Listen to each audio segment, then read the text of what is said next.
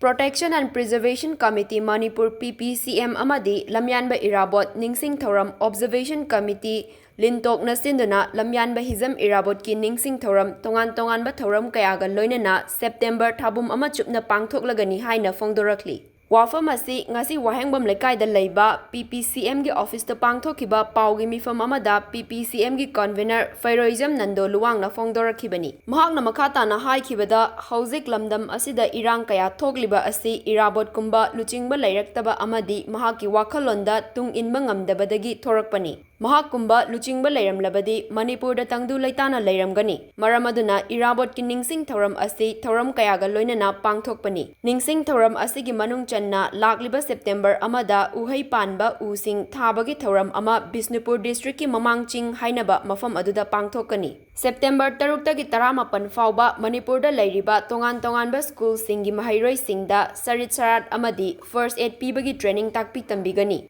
Loinana Irabot na underground takiba numit September 18 da mahaki thabak Thouram sing amadi wakhalonda laibak mayam punna khananaina bagi Thouram ama pangthokani. Amadi Burma da mirot oina leiduna aroiba yahip tankiba numit September 13 asi achauba Thouram ama pangthokani haiki. Aroibada mahaki mapok numit September 13 da state level open patriotic song competition ama pangthokani hainasu fongdoki. Amaromda Thabum ama chupna chathagadaba Ningsing Thouram asida Manipur miyamdagi mating nirakpa matamda angamba mateng pangbiyu hainasu nandona fongdorakli. September 13 da pangthokadoriba patriotic song competition adugi ahanba manada sel oina lupa lishing kun ani subada lising 15 loinana ahum suba amadi consolation gi manasu laigani hairi.